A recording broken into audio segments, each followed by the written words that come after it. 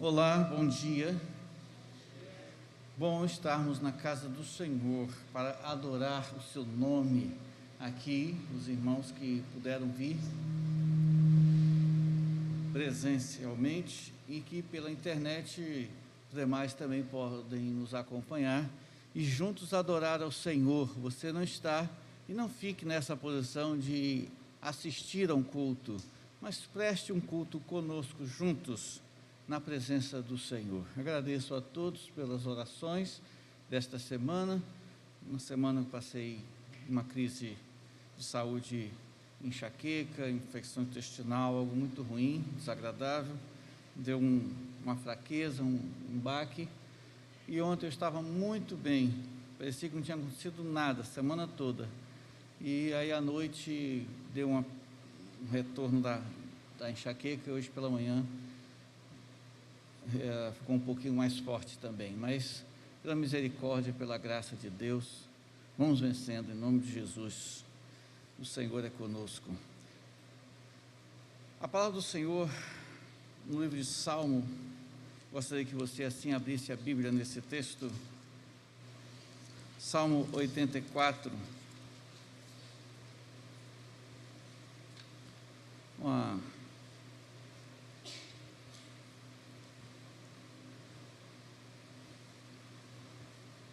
salmo composto para o coro em adoração. Ele diz assim: ó Senhor dos exércitos, como os teus tabernáculos são amáveis.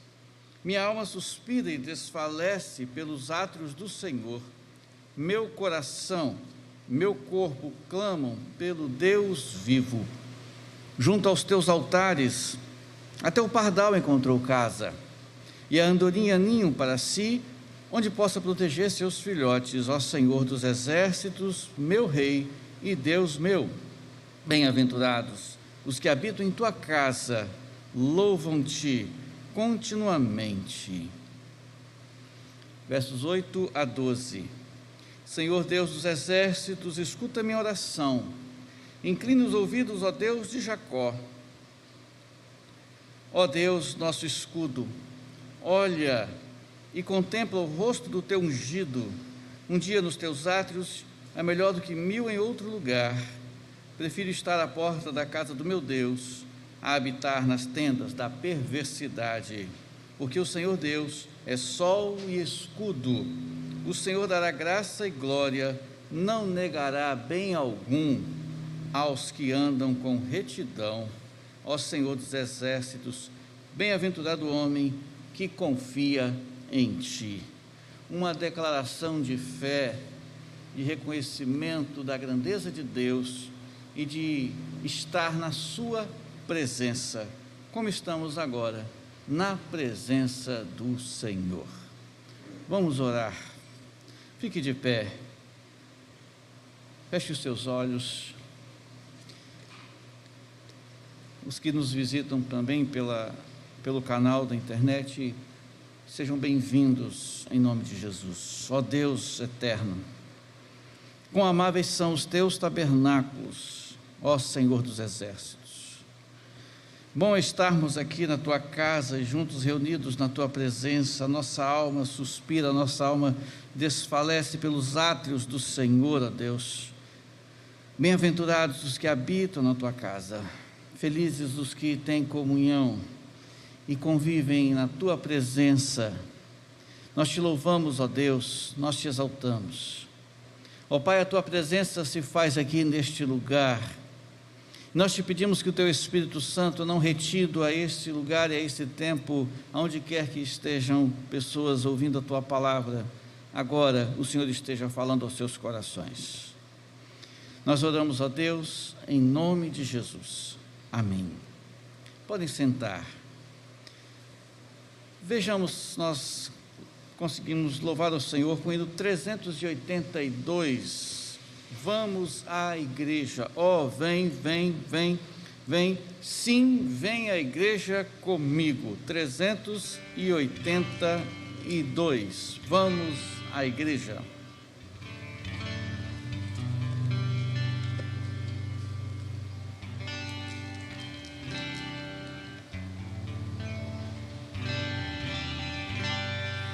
Tenho gozo e alegria celeste quando vou adorar ao Senhor.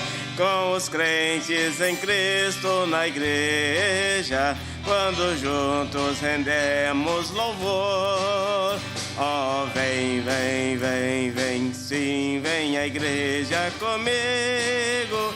Sim, vamos servir ao Senhor, pois maior alegria não temos do que ter comunhão em amor. Vamos, crentes em Cristo, à igreja, conversar com o nosso bom Deus, escutar os seus ricos conselhos, recolher ricas bênçãos dos céus. Oh, vem, vem, vem, vem, sim, vem à igreja comigo. Sim, vamos servir ao Senhor, pois maior alegria não temos do que ter comunhão em amor. Com prazer eu aguardo a chegada desse dia do meu Salvador. Nele, pois, a minha alma contente se derrama em ações de louvor. Oh, vem, vem, vem, vem, sim, vem à igreja comigo. Sim, vamos servir ao Senhor, pois maior alegria não temos do que ter comunhão em amor. Ó meu mestre divino e amado, eu contigo desejo viver. Tua lei, tua causa e teu povo quero sempre abraçar, defender. Oh, vem, vem, vem, vem, sim, vem à igreja comigo. Sim, vamos servir ao Senhor, pois maior alegria não temos do que ter comunhão em amor.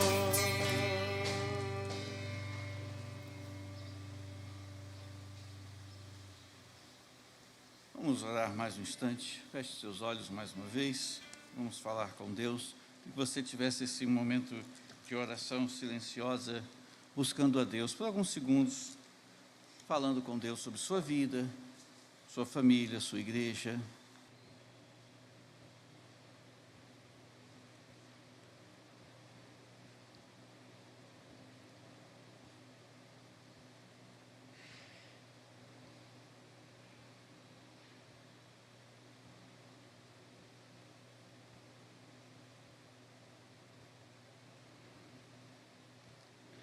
Senhor nosso Deus, aqui está o teu povo e os que também virtualmente acompanham este culto e adoram ao Senhor. Nós te agradecemos por esta oportunidade e colocamos diante do Senhor esses pedidos do coração de cada um faz por si, diante de ti, na comunhão dos santos estamos para clamar, para agradecer.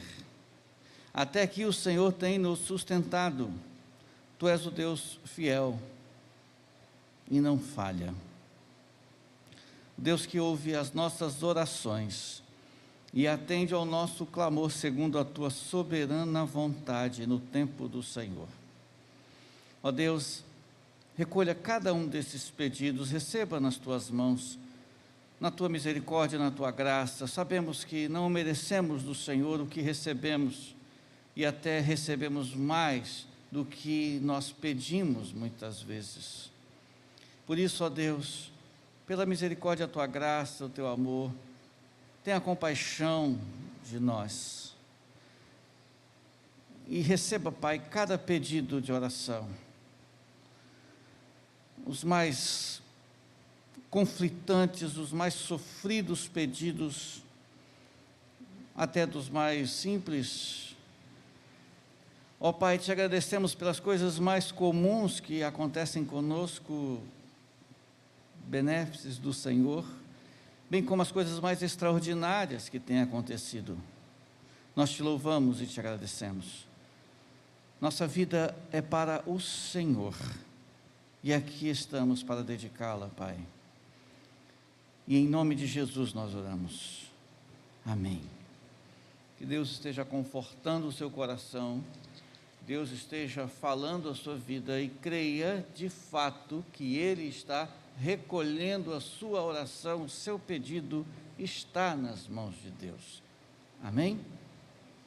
Abra sua Bíblia mais uma vez no livro de Hebreus, carta aos Hebreus, capítulo 10. Hebreus, capítulo 10.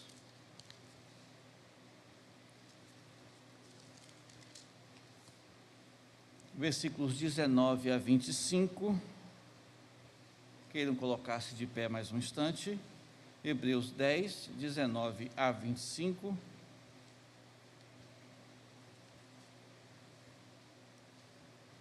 Assim diz as Escrituras Sagradas.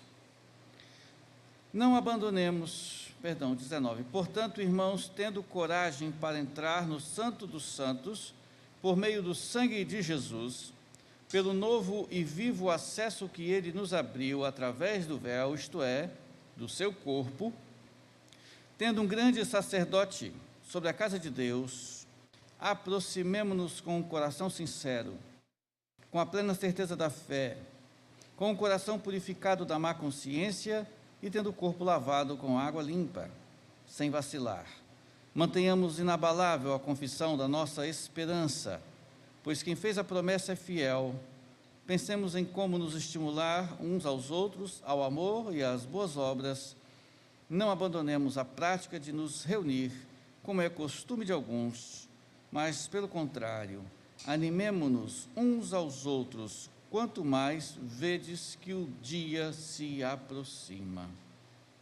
Que Deus abençoe sua palavra aos nossos corações. Vamos louvar ao Senhor com cânticos congregacionais, exaltando o nome do nosso Deus, o Senhor Todo-Poderoso, merecedor de toda a honra, de toda a glória. Bom é o Senhor para os que esperam nele. Espere no Senhor, confie nele, porque ele é fiel.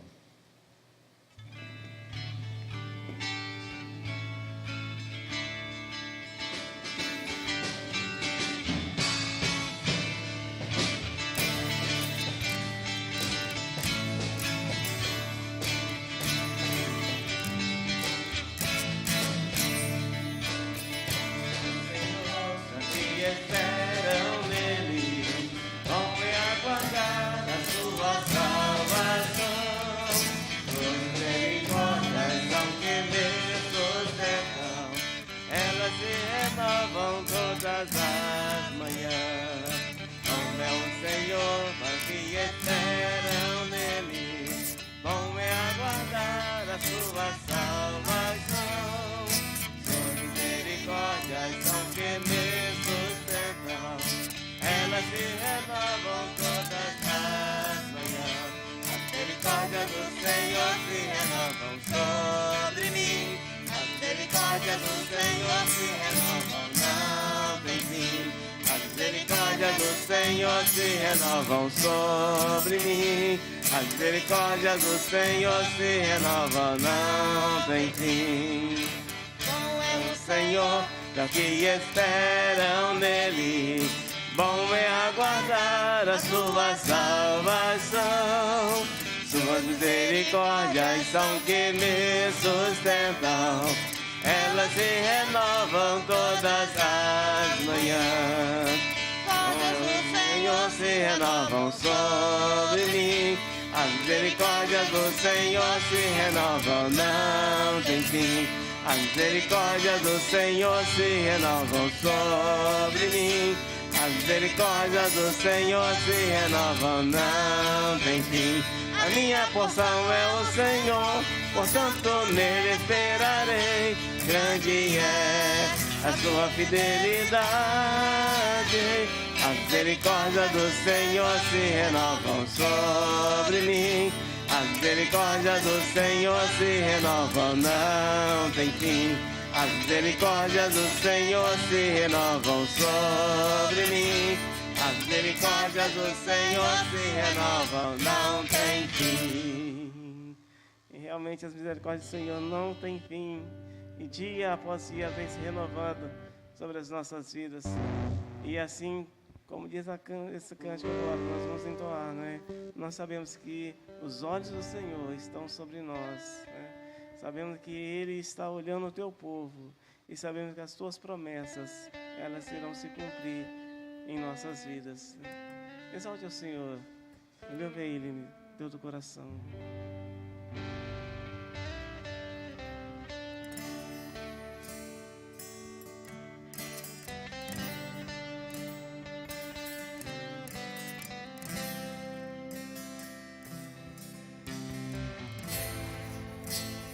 Sei que os teus olhos, sempre atentos, permanecem em mim.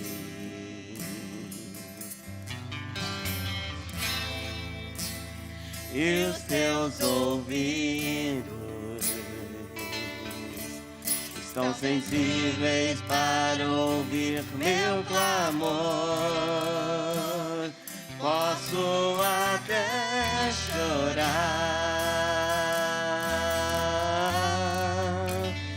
mas a alegria vem de manhã. És Deus de perto e não de longe, nunca mudaste. Tu és fiel,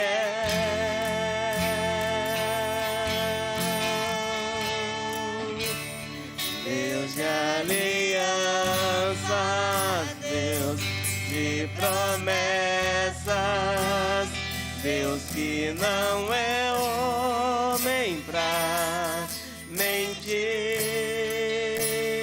Tudo pode passar, tudo pode mudar, mas tua palavra vai se cumprir.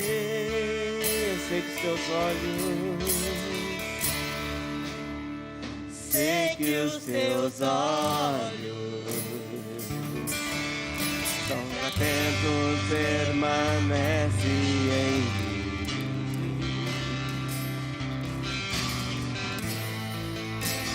E os teus ouvidos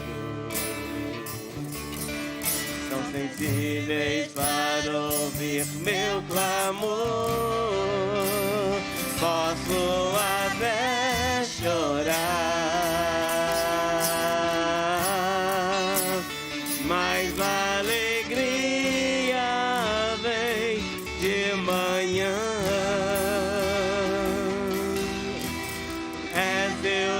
Perto e não de longe, nunca mudaste. Tu és fiel, eu sei que tu és fiel. Deus de aliança, Deus de promessas, Deus que não é homem pra mentir. Tudo pode passar, tudo pode mudar, mas tua palavra vai se cumprir. Eu sei, posso enfrentar o que for, eu sei quem luta por mim. Meus planos não podem ser frustrados. Não, não. Minha esperança está nas mãos do grande eu sou. Meus olhos vão ver o impossível acontecer. Eu creio sim, ó Deus. Deus de alianças, Deus de promessas, Deus que não é homem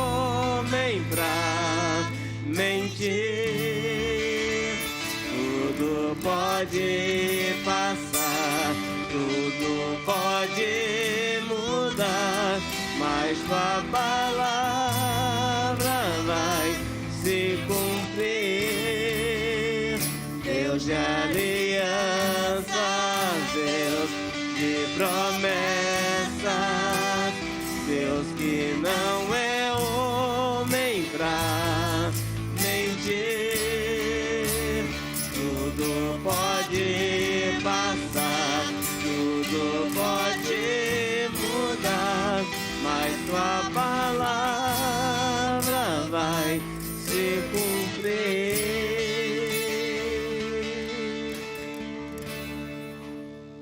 Amém. Baixe seus olhos. Deus, aqui nessa manhã, ó Deus, nós estamos, ó Deus, para glorificar o teu santo nome. Sabendo, Deus Santo, que o Senhor é um Deus de palavras, um Deus de promessas, um Deus que cumpre aquilo que prometeu, Deus. Sabemos, ó Pai Santo, que o Senhor é Deus, é Rei, é excelso. Sabemos, Deus Santo, que todas as coisas estão em tuas mãos e nada foge do teu controle, ó Pai. E nós cremos, ó Deus Santo, que o Senhor é um Deus que fará o impossível acontecer na vida desse povo, na vida dessa nação. Sabemos, ó Deus Santo, que o Senhor é um Deus que fará grandes coisas, ó Deus, na vida daqueles que clamam a Ti, que o recebem com o Senhor como Salvador.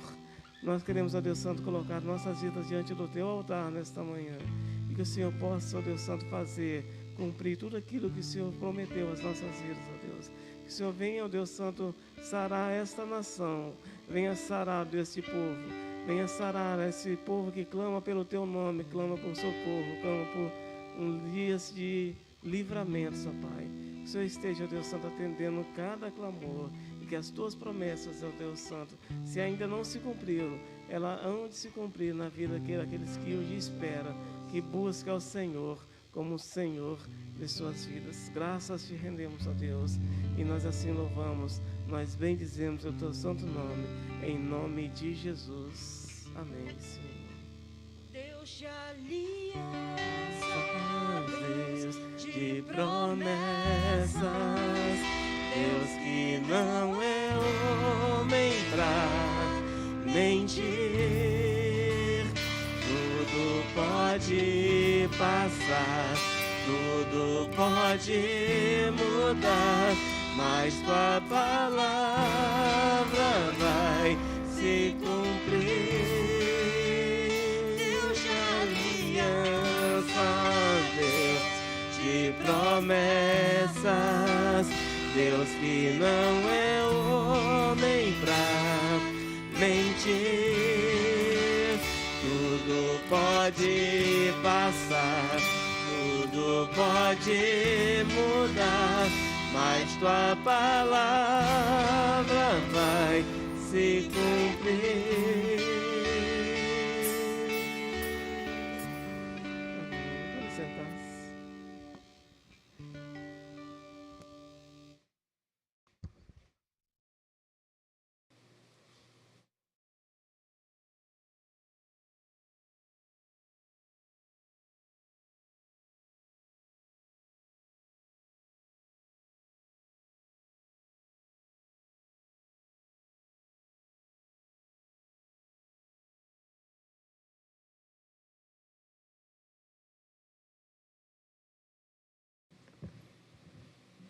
Oi. Ei. Eu estava vendo uma postagem esses dias, semana passada, cujo título era Erros Pedagógicos que estão ocorrendo nesse período de pandemia. É um artigo voltado à nossa área, Giovanni, educação, falando sobre alguns equívocos didáticos, pedagógicos, das abordagens dos professores nessa forma de ensino híbrido, e agora, mais precisamente, não híbrido, mas sem a distância mesmo, né? Sem as aulas presenciais para ninguém. E eu já vinha refletindo um pouco sobre o que é o nosso espaço e o que é da minha área e da nossa área, igreja pastoral, eclesiológica. E pensando sobre isso, erros teológicos na pandemia, erros eclesiológicos, como que a igreja está refletindo e praticando a sua eclesiologia, ou seja, a prática da igreja. Eclesiologia é a área de ensino da educação teológica, da teologia, que aborda as práticas da igreja e como a igreja expressa a sua teologia, a sua fé, a sua religiosidade. Toda igreja, seja ela que for do nome mais, digamos, curioso, até as mais tradicionais históricas, tem a sua teologia na sua prática eclesiástica.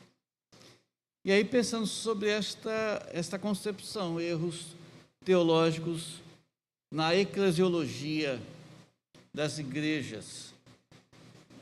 E aí também observei, alguns meses atrás, a gente olhando também, o canal mais comum hoje em dia de contatos são as mídias sociais.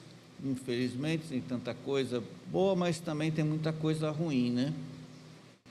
E aí, vendo sobre algumas postagens nesse sentido, abre aspas, igreja somos nós, igreja não é o templo, igreja, você em casa é a igreja, e por aí vai, algumas frases nesses meios assim, fecha aspas. E eu ficava pensando em algumas daquelas frases, algumas coisas ali, e lendo alguns artigos de pastores renomados, mas acima disso,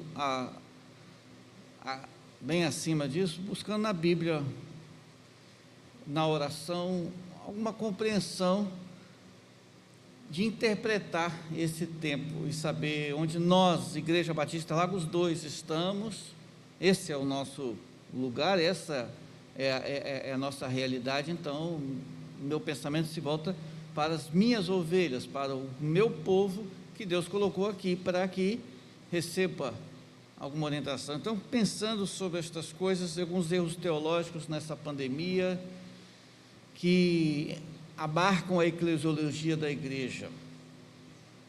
E nestas frases, a gente precisa ter alguns cuidados. Pegando ainda o respirar da campanha missionária, Deus nos deu um espírito de equilíbrio, lembram-se?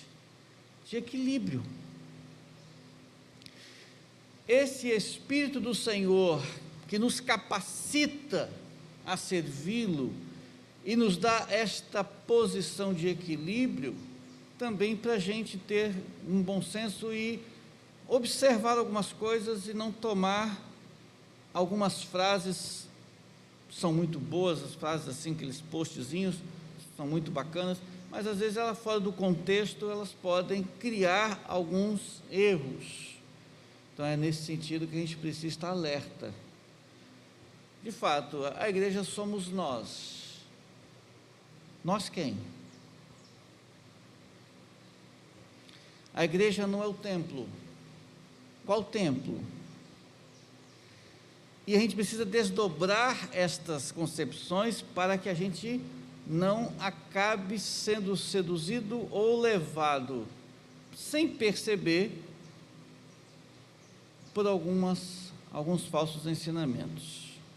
Então, Mateus 16, vamos começar por aqui. Mateus capítulo 16.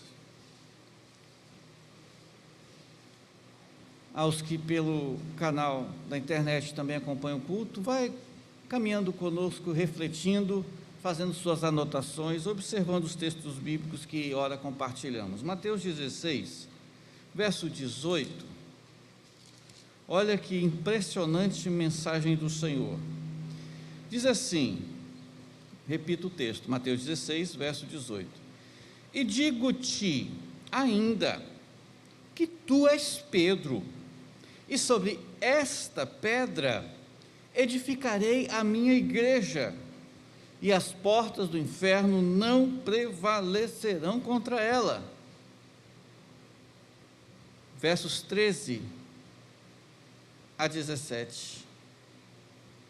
Tendo chegado às regiões de Cesareia de Filipe, Jesus perguntou aos discípulos: quem os homens dizem ser o Filho do Homem?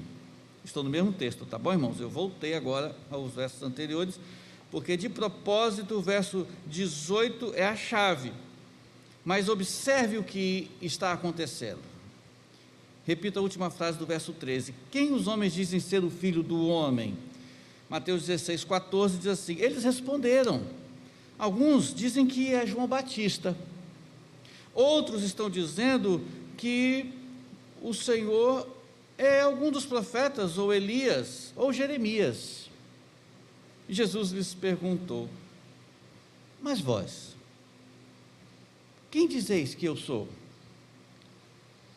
E respondeu Simão Pedro, disse: tu és o Cristo, o Filho do Deus vivo. E Jesus lhe disse: Simão Bar-Jonas, ou Simão filho de Jonas, é a mesma expressão em aramaico, tu és bem-aventurado, disse Jesus para Pedro, para filho de Jonas, tu és bem-aventurado, pois não foi carne e sangue que te revelaram isso, mas meu Pai que está no céu. E aí ele vai dizer esta famosa frase do verso 18: tu és Pedro, e sobre esta pedra edificarei a minha igreja. A eclesiologia, a prática do ensino bíblico na vida da igreja, sua eclesiologia, é pautada nesta afirmativa de Pedro. Afirmativa esta que Jesus declara ser uma pedra. Esta afirmativa, Pedro diz: tu és o Cristo, o Filho do Deus vivo.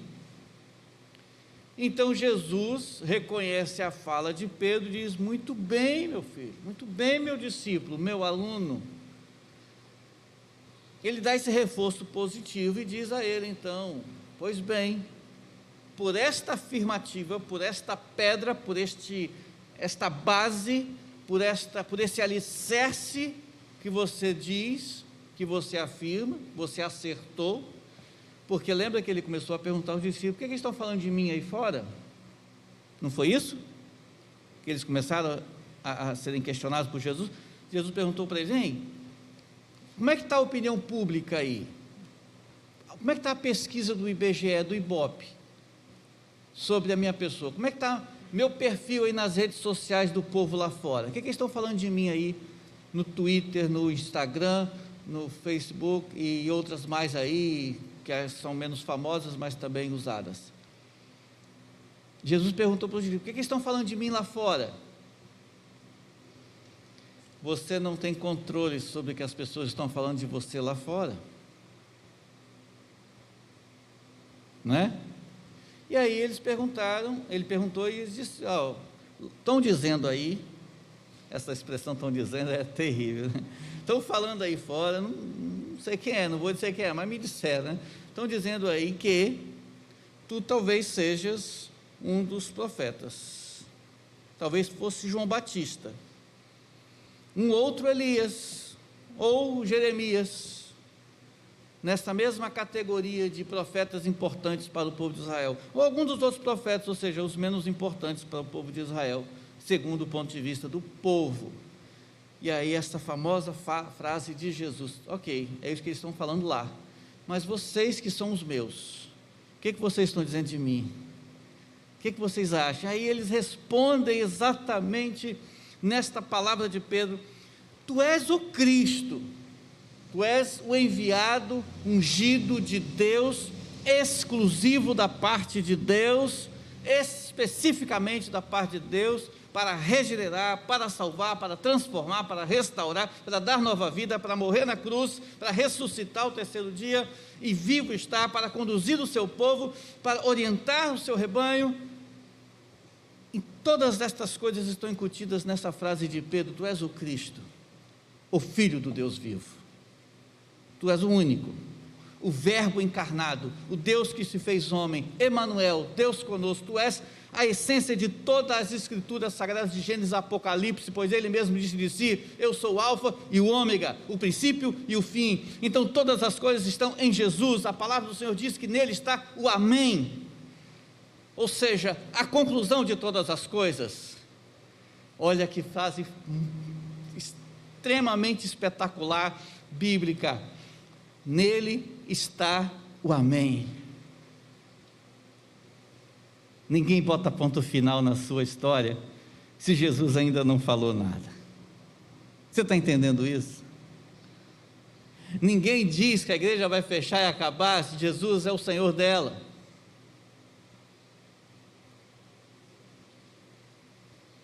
Sobre esta pedra edificarei a minha igreja, ou seja, o que é eclesiologia da teologia que a igreja vai professar tem que ser baseado nesta afirmativa: Jesus é o Cristo, ele é o Filho do Deus vivo. Então a centralidade da igreja é Jesus.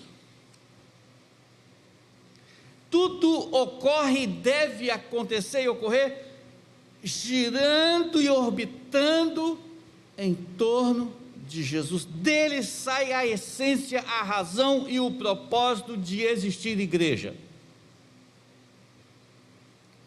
Essa é uma teologia na prática eclesiástica desses tempos modernos, em que muitos estão errando nesta teologia período pandêmico. Aos que sobreviverem a ela, nós, não tenha medo disso, gente. De primeiro momento assusta, mas não tenhamos medo dessa situação. Nós que sobrevivermos, teremos uma história para contar.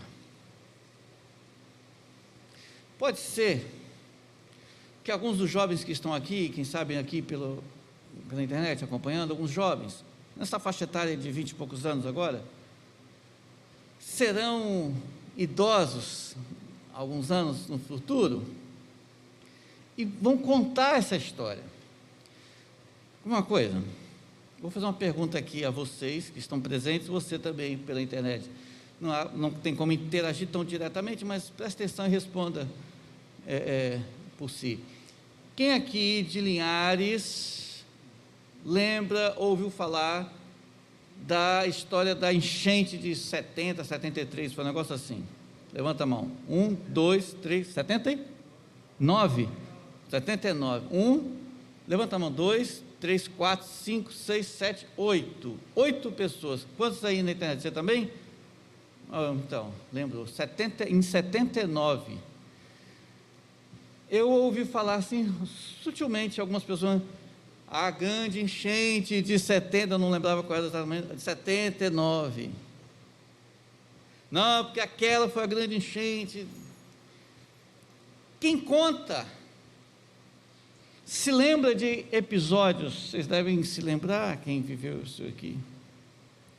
Eu era criança, não estava mais aqui em Linhares. Aí você se lembra de alguns episódios.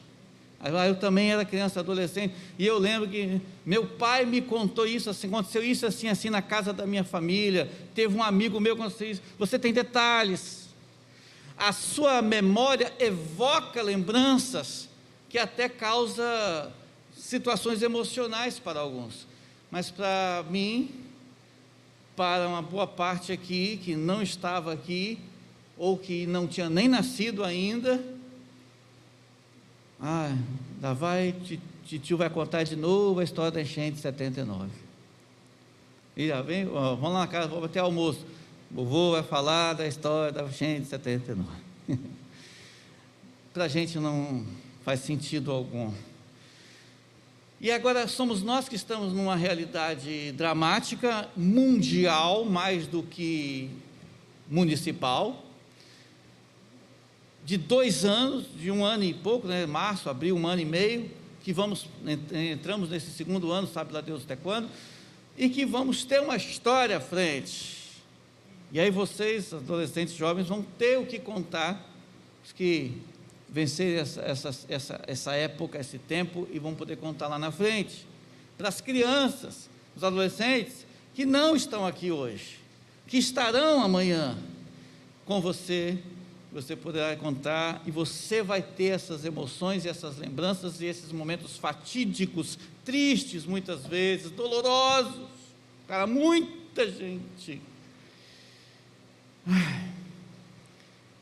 Aí quem vai te ouvir talvez não vai ter essa percepção, e é natural, porque não viveu aquilo.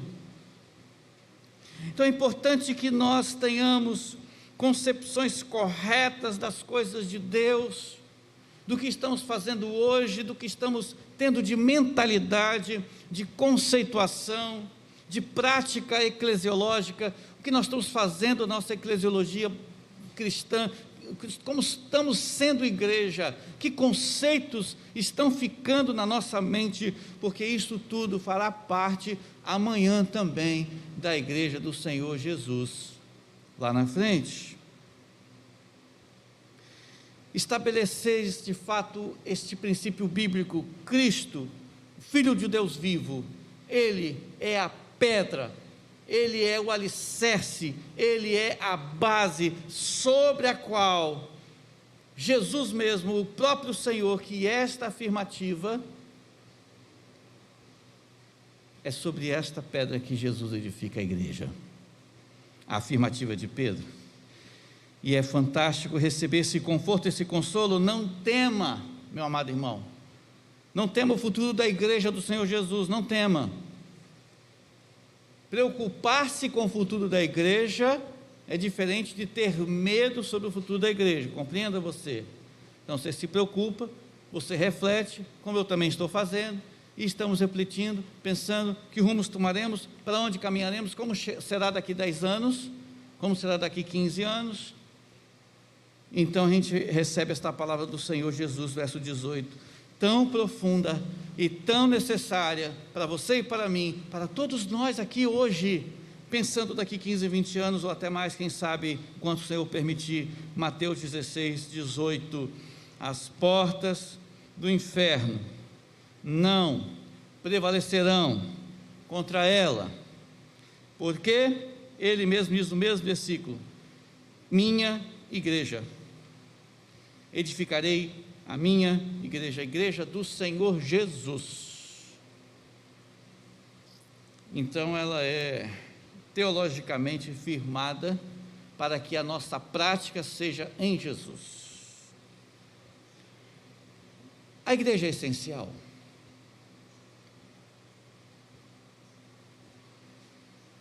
Qual é a essência da igreja?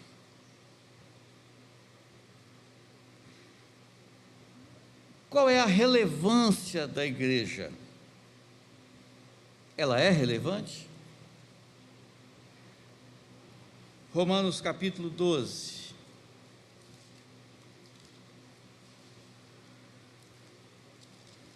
Glória a Deus, louvado seja o Senhor.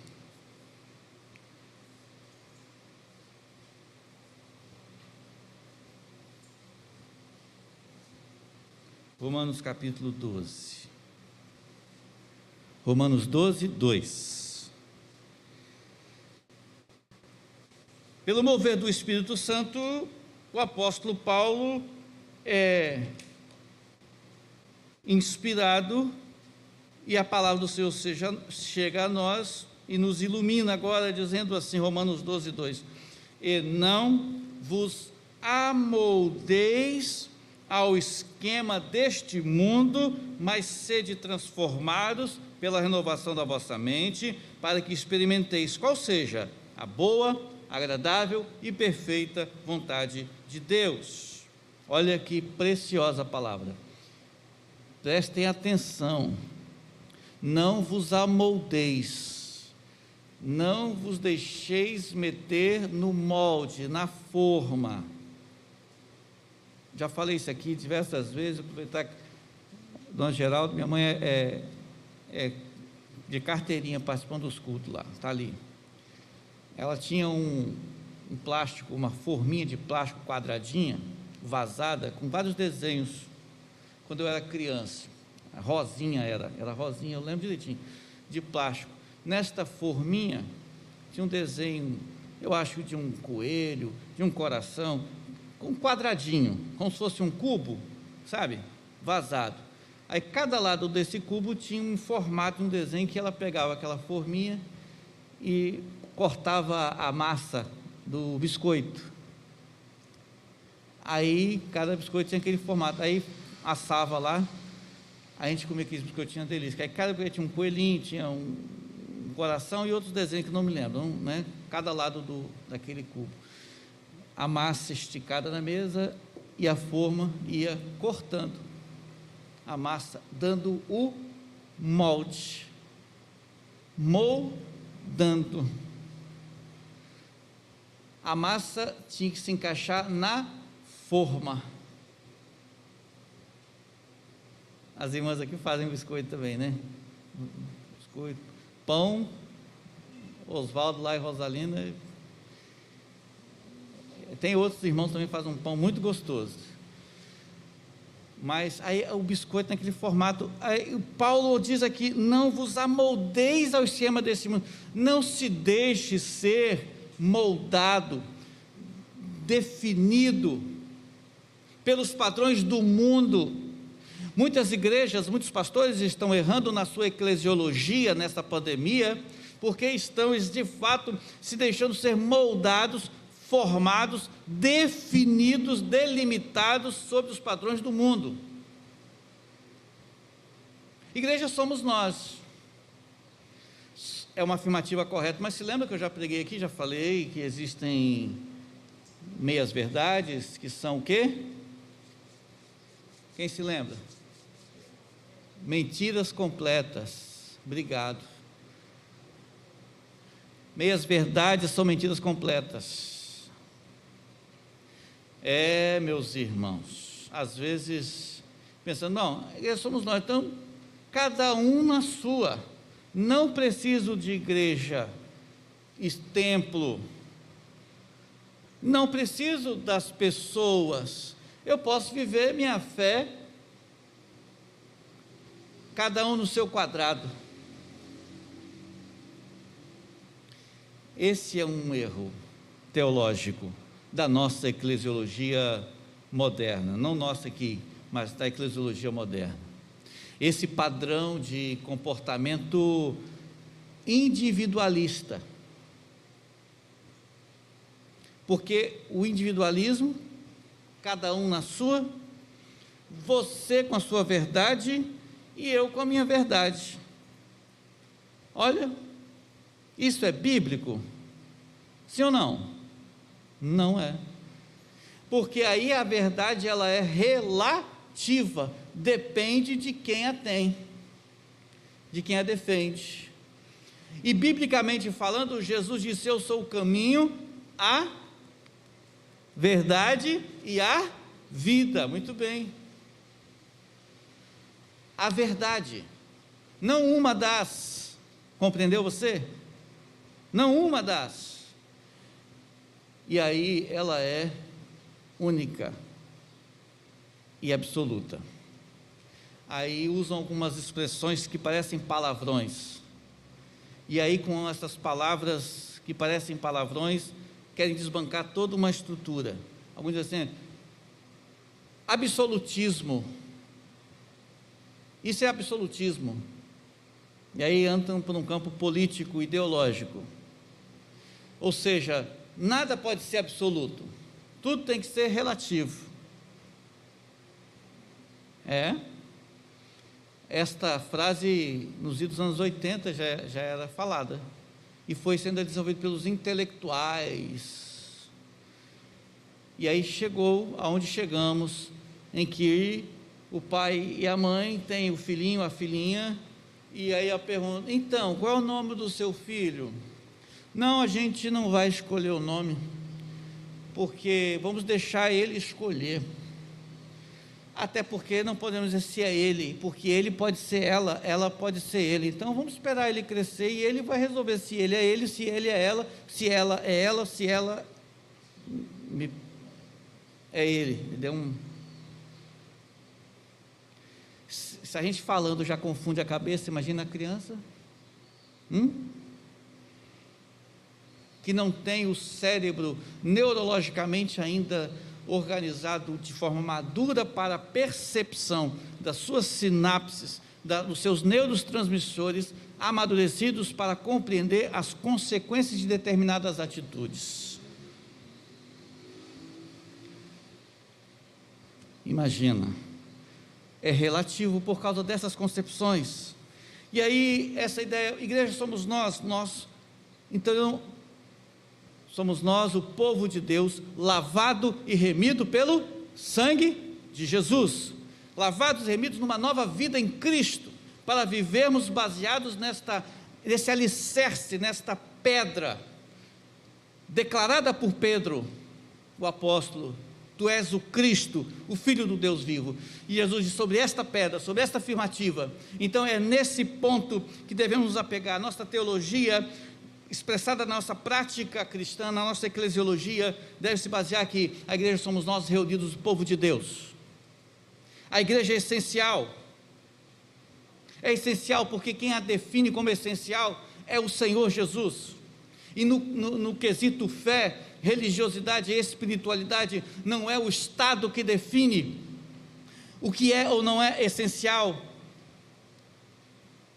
Sobre a expressão religiosa, isso aqui que estamos fazendo, meus amados irmãos, não é uma simples reunião de...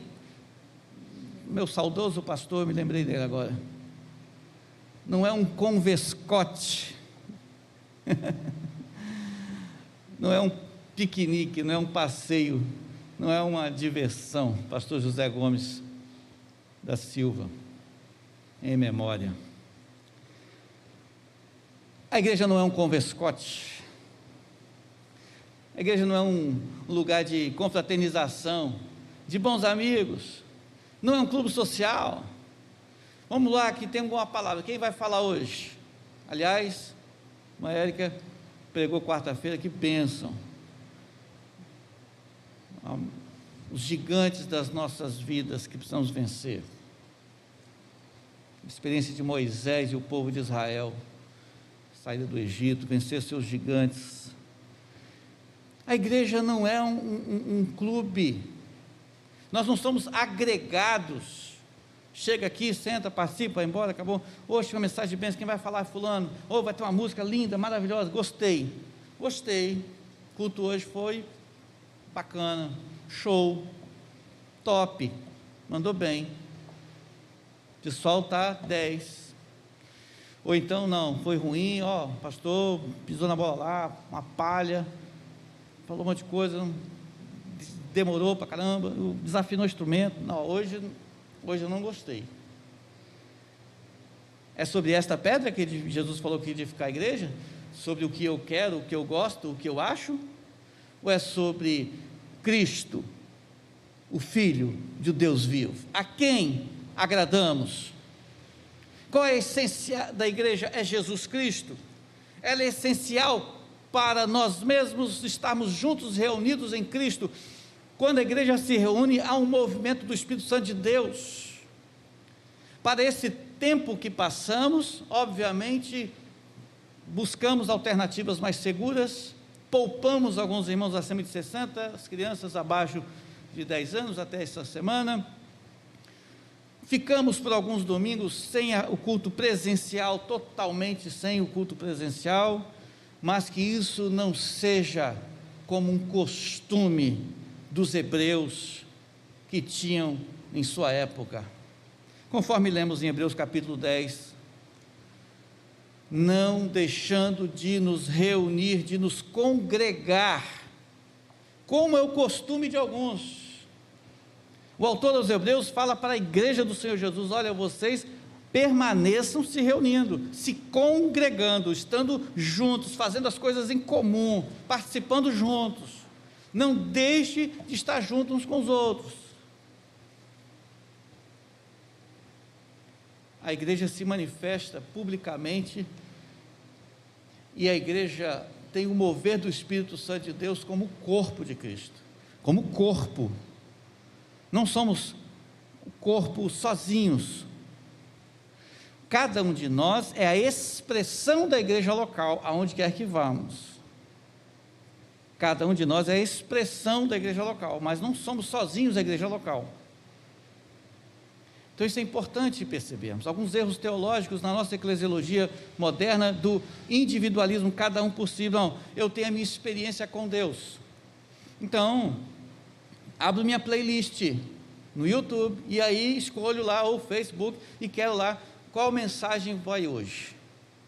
Como se religiosidade espiritualmente bíblica fosse um supermercado, com várias gôndolas, com várias prateleiras, que você vai hoje saber, bom, o que eu estou precisando hoje, eu vou lá pegar, o que eu quero hoje, qual é a promoção do dia, então eu passo com o meu carrinho, pelas prateleiras e vou escolher, e alguns estão querendo essa vivência.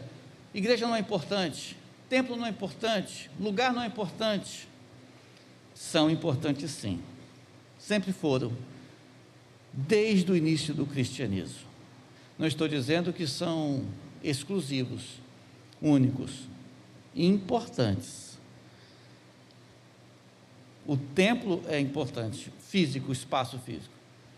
Ele não é exclusivo, porque se isso aqui desabar, de preferência sem a gente aqui, né?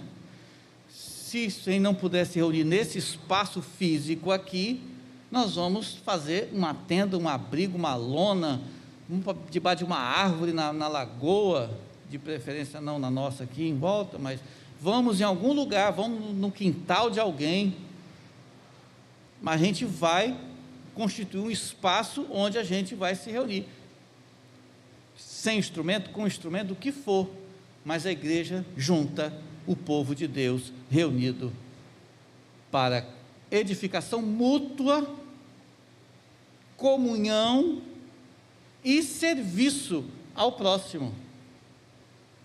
A igreja é essencial, é relevante. Que igreja somos? Abra no livro de Apocalipse, eu estou caminhando para o fim,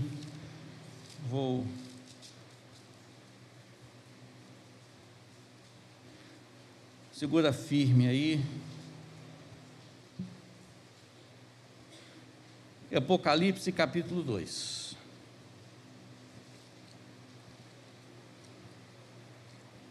Capítulo 2, verso 2 e 5, fala a uma igreja que estava na cidade grega de Éfeso. Ao anjo da igreja, o Senhor enviou mensagem específica na revelação de Apocalipse de João, ao pastor de 7 igrejas, aos pastores de 7 igrejas na Ásia.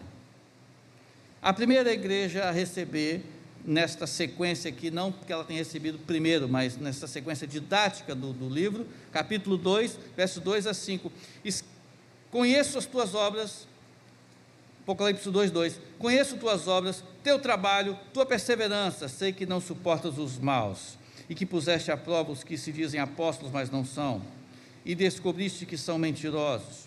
Tens perseverado e sofreste por causa do meu nome, e não te desanimaste. Tenho contra ti, porém, o fato de que deixaste o teu primeiro amor. Lembra-te, pois, de onde caíste. Arrepende-te e volta às obras que praticavas no princípio. Se não te arrependeres, logo virei contra ti e tirarei o teu candelabro do seu lugar. Igreja de Éfeso recebeu esta palavra. Apocalipse 2, verso 9. Conheço tua tribulação, tua pobreza, apesar de seres rico, e a blasfêmia dos que dizem ser judeus, mas não são. Pelo contrário, são sinagoga de Satanás. Esta é a igreja de Esmirna, também na Ásia.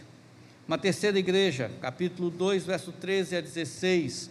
sei onde habitas, onde está o trono de Satanás, mas conservas o meu nome e não negaste a minha fé, mesmo nos dias de Antipas, minha fiel testemunha, que foi morto entre vós, onde Satanás habita. Entretanto, tenho algumas coisas contra ti, porque tens aí os que seguem a doutrina de Balaão, que ensinou Balaque a fazer os filhos de Israel pecarem, induzindo-os a comer das coisas sacrificadas a ídolos e a se prostituírem. Verso 15, assim também tens alguns que de igual modo seguem a doutrina dos nicolaítas, portanto arrepende-te, se não te arrependeres, logo virei contra ti e lutarei contra eles com a espada da minha boca. Essa é a igreja de Esmirna, depois a igreja de Pérgamo, aqui do verso 13 a 16. E aí temos a igreja de Tiatira, do verso 19 a 20. Conheço tuas obras, teu amor, tua fé, teu serviço, tua perseverança. Sei que tuas últimas obras são mais numerosas que as primeiras, mas tenho contra ti que toleras Jezabel, mulher que se diz profetiza. Ela ensina e seduz meus servos a se prostituírem e a comerem das coisas sacrificadas aos ídolos.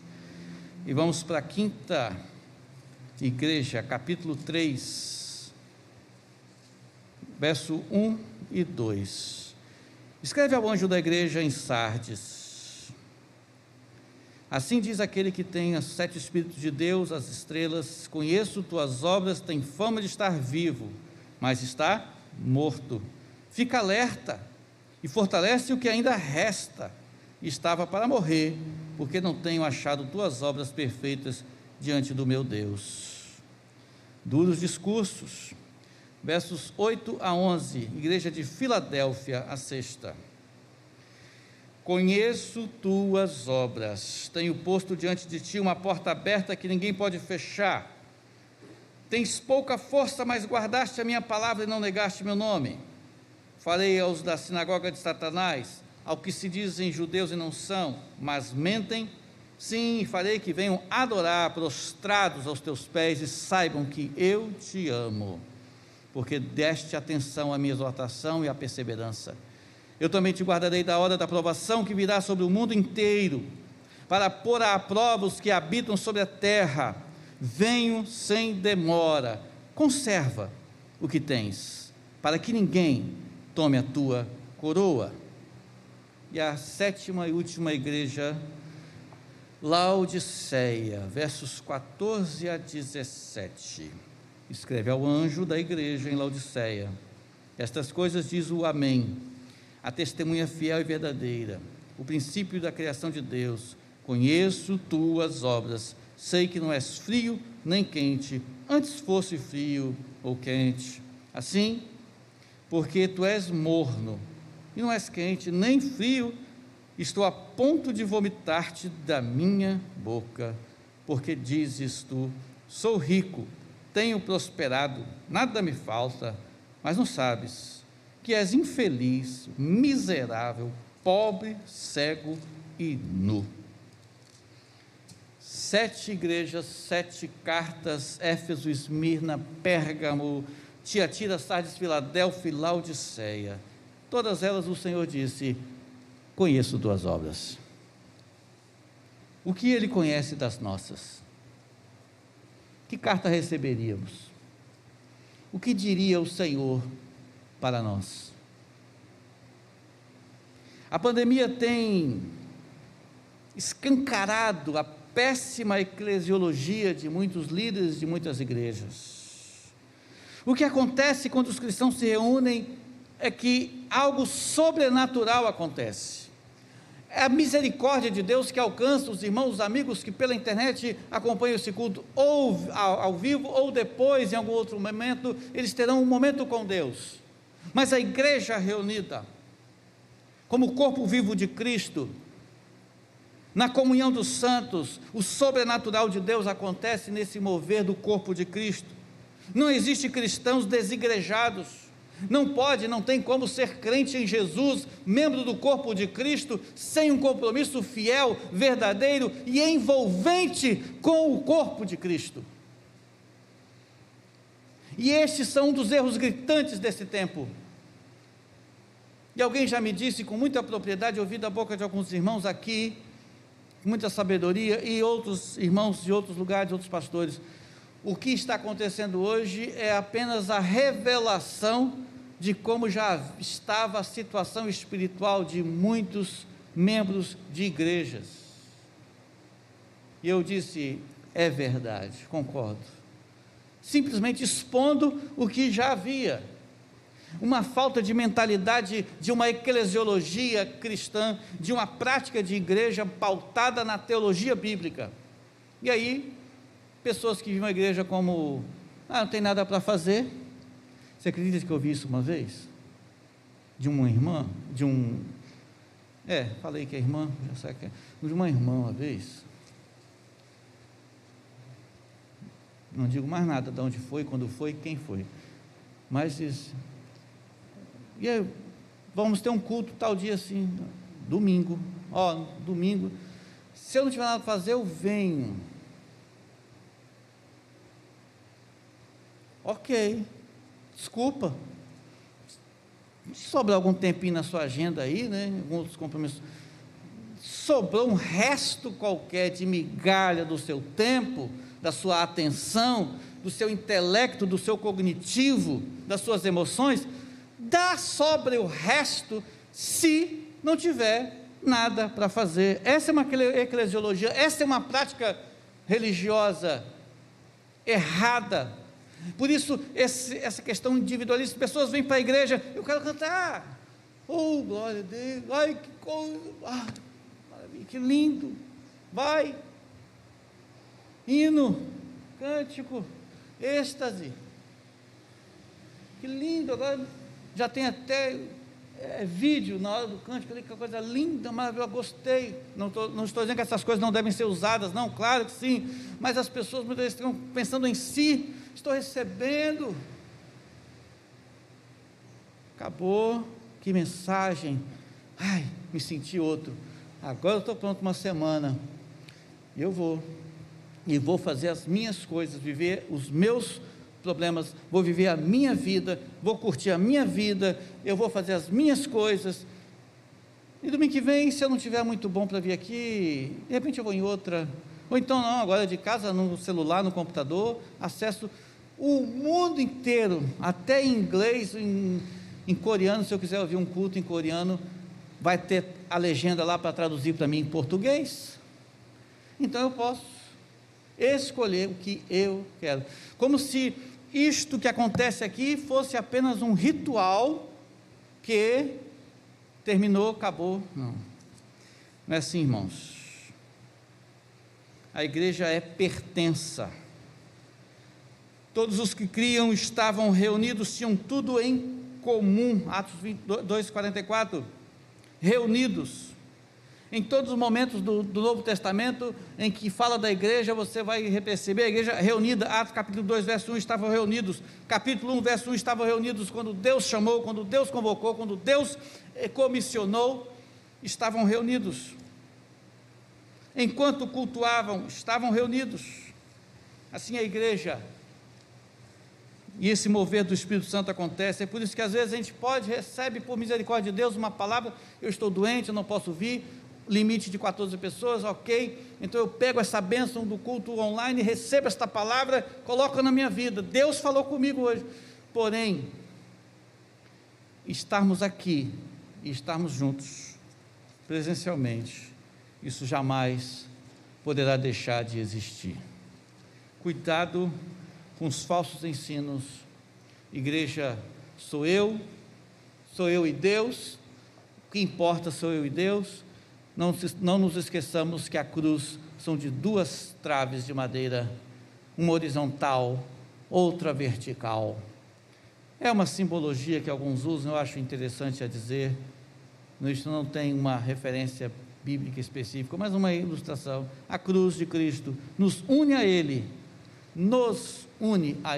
somos chamados de irmãos em Cristo. Então nós temos um relacionamento pessoal com Deus, a quem eu devo prestar minhas contas, mas eu tenho um relacionamento pessoal com a minha família espiritual, minha igreja, o meu povo, os meus irmãos em Cristo, com os quais eu estou comprometido e também devo prestar contas, sim. Já pensou se na sua família, 4, 5 membros da mesma família, dentro da mesma casa, dentro do mesmo núcleo familiar, cada um vivesse por si, ninguém prestasse conta de nada para ninguém? Cada um fizesse sua própria comida? Família de 3, 4 pessoas, um vai lá, faz a comida para ele, o outro vai lá, faz comida para ele, cada um tem o seu armário. Olha que coisa, isso é uma família? Tudo separado, cada um vive. Não, isso não é família. Que Deus assim tenha misericórdia de nós. Ele conhece as nossas obras, Ele conhece quem somos. Vivamos nesse presente século sóbria, justa e piamente. Peçamos ao Senhor sua misericórdia e sua graça. Que Deus assim nos conduza para não cairmos nos erros teológicos na eclesiologia, na prática da igreja. Amém? Deus abençoe a todos, em nome de Jesus. Vamos orar.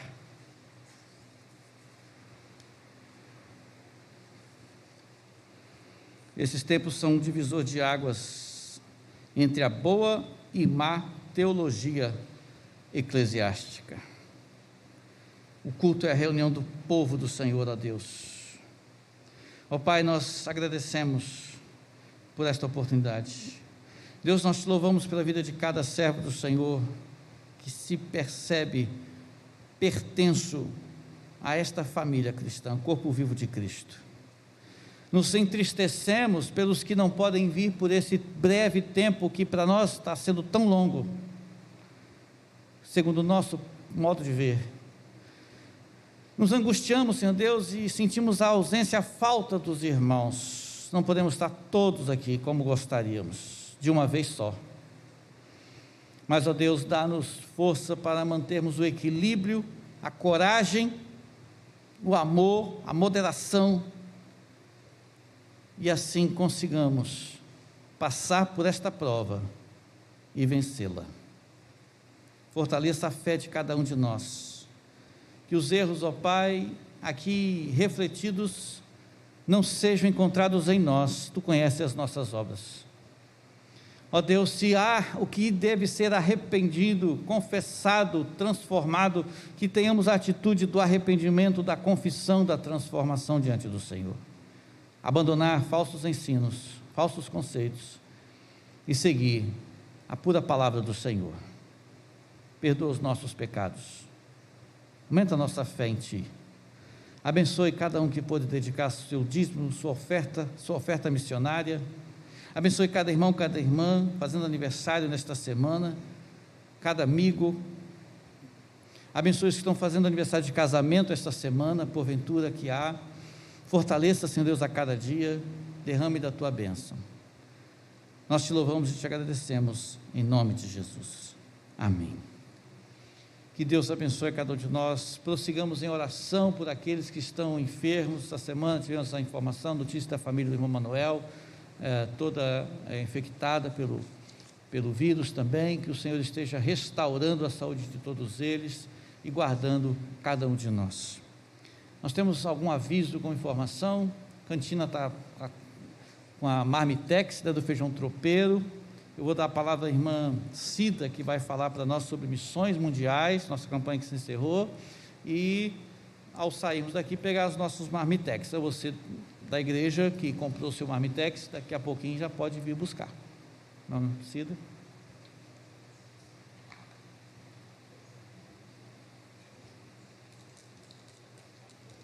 Oi? Pode chegar.